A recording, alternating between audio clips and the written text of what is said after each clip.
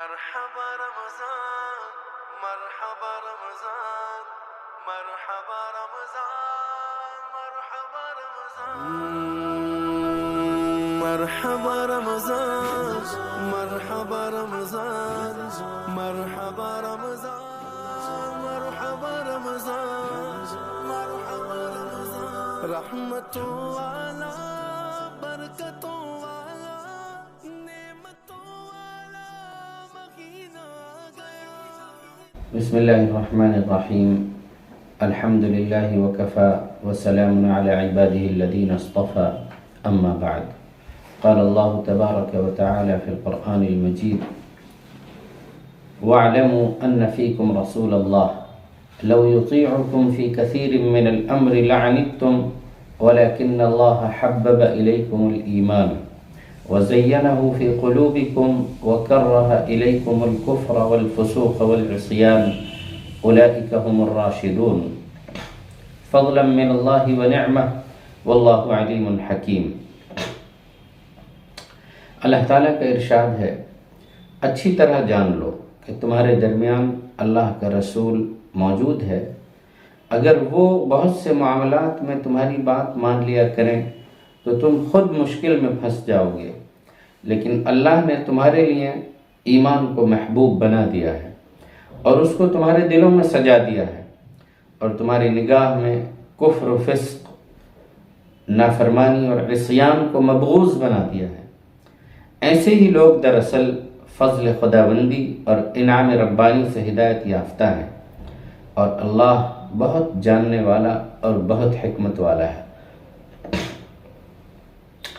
سورہ حجرات کی ان آیات میں اللہ سبحانہ و تعالی نے جو بات ارشاد فرمائی ہے، دراصل یہ مضمون سابق مضمون ہی کا تتمہ ہے. اس سے پہلے یہ ذکر کیا گیا تھا کہ اللہ اور اس کے رسول سے آگے نہ بڑھو، نبی کی عظمت کا، ان کے مقام کا، ان کے احترام کا خیال رکھو، ان کی مجلس میں آواز بلند نہ کیا کرو. رسول اللہ صلی اللہ علیہ وسلم کے ساتھ تعامل اور تخاطب کے تعلق سے ہدایت دی گئی تھی. اب اس آیت میں مزید ان لوگوں کے ذوق اور مزاج پر تنبیہ کی جا رہی ہے اور ان لوگوں کے بارے میں ذکر کیا جا رہا ہے جو حضرت صلی اللہ علیہ وسلم کی خدمت میں حاضر ہوتے تھے اور اپنی یہ خواہش رکھتے تھے کہ ان کی رائے کو ترجیح دی جائے، ان کی بات کو مانا جائے، وہ جو رائے فکر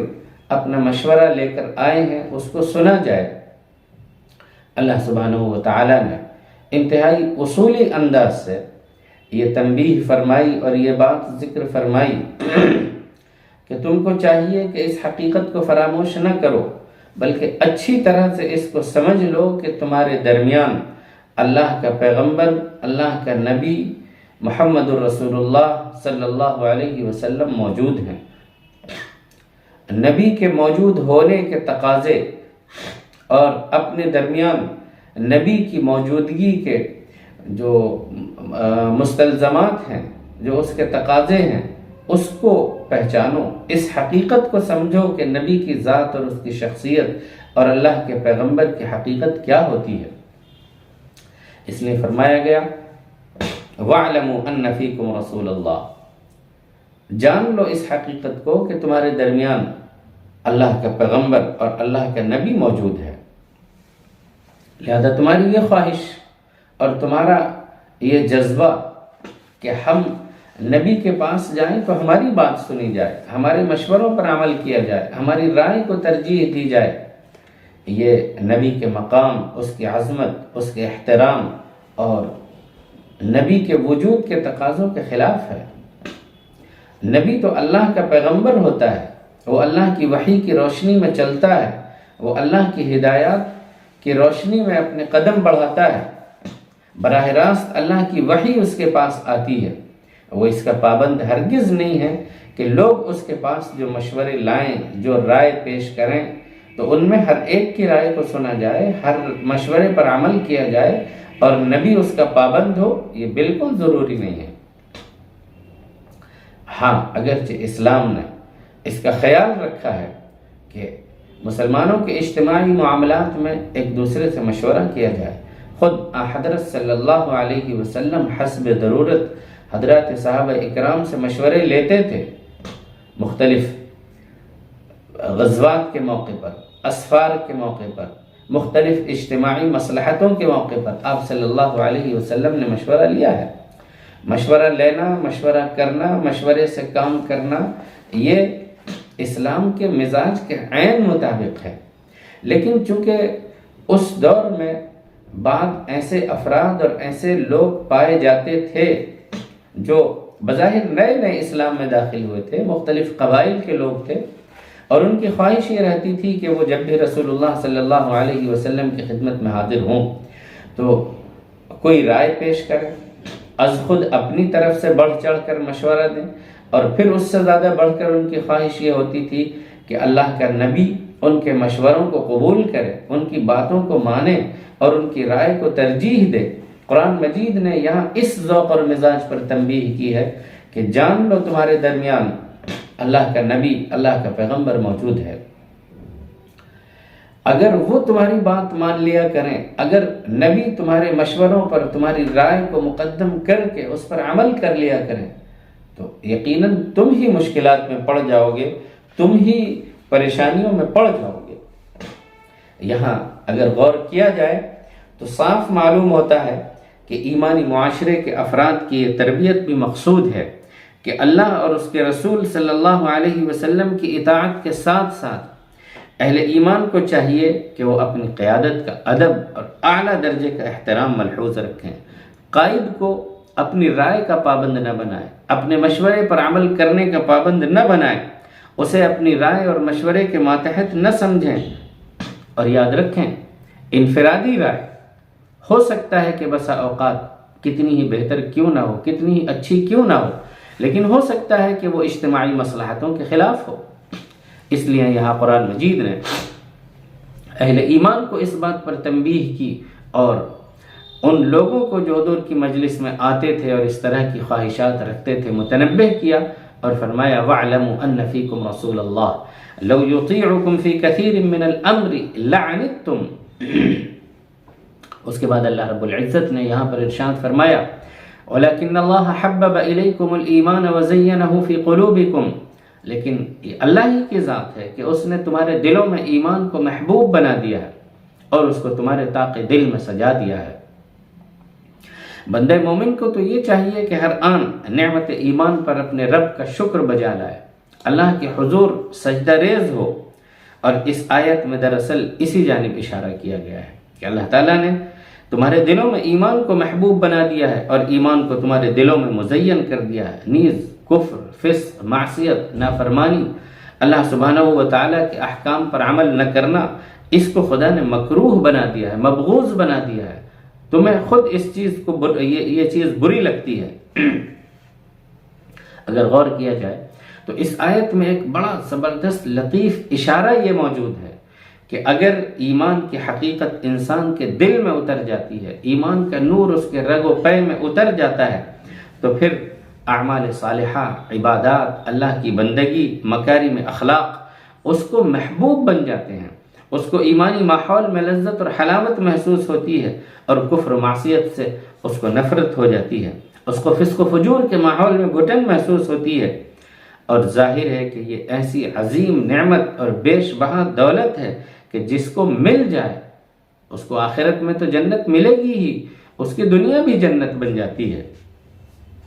رسول اللہ صلی اللہ علیہ وسلم نے متعدد احادیث میں ایمان کی چاشنی، ایمان کی لذت اور حلاوت اور ایمان کی مٹھاس کا تذکرہ فرمایا ہے کہ گویا ایمان بھی ایسی چیز ہے کہ بسا اوقات بندہ مومن کو ان صفات اور خصوصیات کے اپنے اندر پیدا ہو جانے کی وجہ سے بندہ مومن کو ایمان کی لذت اور حلاوت محسوس ہوتی ہے۔ ایک حدیث میں حضور صلی اللہ علیہ وسلم نے اسی جانب اشارہ فرمایا ذاق طعم الایمان من رضی باللہ ربا وبالاسلام دینا وبمحمد رسولا۔ اس شخص کو تو ایمان کا مزہ مل گیا،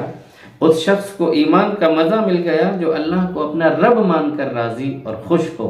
جو اسلام کو اپنا دین، اپنا عقیدہ، اپنا طرز زندگی مان کر خوش ہو،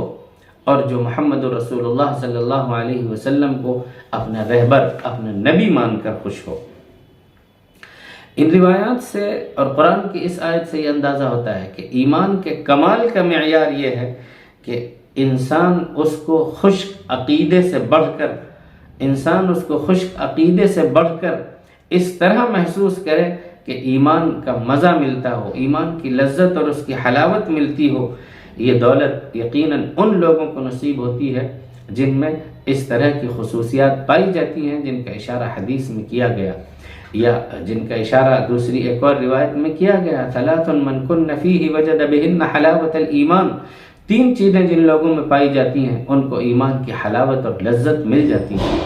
حضور صلی اللہ علیہ وسلم نے پھر ان 3 چیزوں کا ذکر فرمایا، ایک یہ کہ اللہ اور اس کا رسول اس کو سب سے بڑھ کر محبوب ہو، دوسرے یہ کہ کسی سے بھی وہ محبت کرے تو اللہ کے لیے کرے، تیسرے یہ کہ کفر کی طرف واپس جانا اس کو اتنا ہی ناپسندیدہ ہو جتنا کہ آگ میں ڈالا جانا ناپسندیدہ ہوتا ہے۔ تو جس شخص میں یہ صفات پائی جاتی ہیں، ان صفات کی بنیاد پر ایمان کی لذت، ایمان کی حلاوت، ایمان کی چاشنی محسوس ہوتی ہے۔ اور پھر ایسے لوگوں کے نزدیک ایمان ایک عقیدے، تصور، اقرار سے بڑھ کر ان لوگوں کے نزدیک ایمان زندگی کی ایک لذت بن جاتا ہے، ان کی روح میں، ان کے رگ و ریشے میں، ان کے قلب و قالب میں ایمان گردش کرنے لگتا ہے۔ قرآن مجید کی یہاں اس آیت کی اس تعبیر پر بھی غور کیجیے، وَلَكِنَّ اللَّهَ حَبَّبَ إِلَيْكُمُ الْإِيمَانَ وَزَيَّنَهُ فِي قُلُوبِكُمْ وَكَرَّهَ إِلَيْكُمُ الْكُفْرَ وَالْفُسُوقَ وَالْعِصْيَانَ، اللہ تعالیٰ نے تمہارے دلوں میں محبوب بنا دیا ہے ایمان کو، اور اس کے بالمقابل ذکر کیا وَكَرَّهَ إِلَيْكُمْ، ناپسند بنا دیا ہے، مبغوض بنا دیا ہے تمہارے نزدیک کس چیز کو؟ الکفر والفسوق والعصیان، کفر کو، فسق کو اور معصیت کو۔ جس چیز کو محبوب بنایا ہے وہاں اللہ نے ایمان کا تذکرہ کیا، اس کے مقابل تو کفر ہو گیا۔ وَكَرَّهَ إِلَيْكُمُ الْكُفْرَ، بات مکمل ہو گئی، بات ختم ہو گئی۔ پھر اللہ تعالیٰ نے یہاں پر کیوں ذکر کیا الفسوق والعصیان، کہ اللہ تعالیٰ نے تمہیں فسق اور معصیت کو مبغوض بنا دیا ہے تمہارے نزدیک۔ اس سے یہاں ایک اور اشارہ اور سبق ملتا ہے، حبب الیکم الایمان، اللہ نے جس ایمان کو تمہارے دلوں میں سجایا ہے، جس کو محبوب بنایا ہے، وہ ایمان صرف تصور کی حد تک نہیں ہے، عقیدے کی حد تک نہیں ہے، اقرار کی حد تک وہ کافی نہیں ہے، بلکہ ایمان اعمال صالحہ کے ساتھ ہے، ایمان مکارم اخلاق کے ساتھ ہے، ایمان اچھے اعمال کے ساتھ ہے، ایمان اپنے جملہ تقاضوں کے ساتھ ہے۔ الایمان بضع و70 شعبہ، ایمان کے تو 70 سے زیادہ شعبے، 70 سے زیادہ اعمال ہیں۔ تو ایمان اپنے ان تمام اعمال، تقاضوں، اپنے لازمی وہ اشیاء جو ایک مومن کے لیے ضروری ہوتی ہیں ان سب کے ساتھ ہے۔ تبھی تو کفر کے ساتھ فسق اور معصیت کا بھی ذکر کیا گیا، یعنی اللہ نے تمہارے نزدیک تمہارے لیے محبوب بنا دیا ایمان کو اور ایمان والے اعمال کو، تب آگے کفر اور کفر والے اعمال دونوں ذکر کیے گئے ہیں۔ بہرحال اس آیت میں یہ بھی ایک بڑا اہم ترین اشارہ موجود ہے کہ اللہ سبحانہ و تعالی اپنے ایسے خاص بندوں کو جو چیز محبوب بنا دیتا ہے، جس کی محبوبیت اور لذت دل میں اتارتا ہے، وہ ایمان کا عقیدہ تو ہوتا ہی ہے، ایمان کے ساتھ اعمال صالحہ، عبادات، اللہ کی بندگی، طاعت، اس کی لذت ملتی ہے اور انسان اس کی روح کو محسوس کرتا ہے۔ سچی بات یہ ہے کہ حقیقی ایمان انسان کی زندگی میں دراصل ایسے ہی خوبصورت احساسات، جذبات، لذت و حلاوت پیدا کرتا ہے۔ جب ایمان تاکہ دل میں روشن ہو جاتا ہے، ایمان کا نور انسان کے دل میں اتر جاتا ہے، تو اس کو اعمال صالحہ میں، عبادات میں، دعا میں، ذکر میں، تسبیح میں، انابت میں ایسی لذت ملتی ہے جس سے بڑھ کر کوئی لذت محسوس نہیں ہوتی۔ یہاں میں امام ابن قیم رحمۃ اللہ علیہ کی ایک بڑی زبردست اور لطیف بات ذکر کرنا چاہتا ہوں۔ امام ابن قیم رحمۃ اللہ علیہ نے اپنی کتاب الفوائد میں ایک بڑی اہم ترین بات ذکر فرمائی ہے، اور انہوں نے یہ ارشاد فرمایا ہے، اذا استغنى الناس بالدنیا فاستغنی انت باللہ، اے بندہ مومن، جب لوگ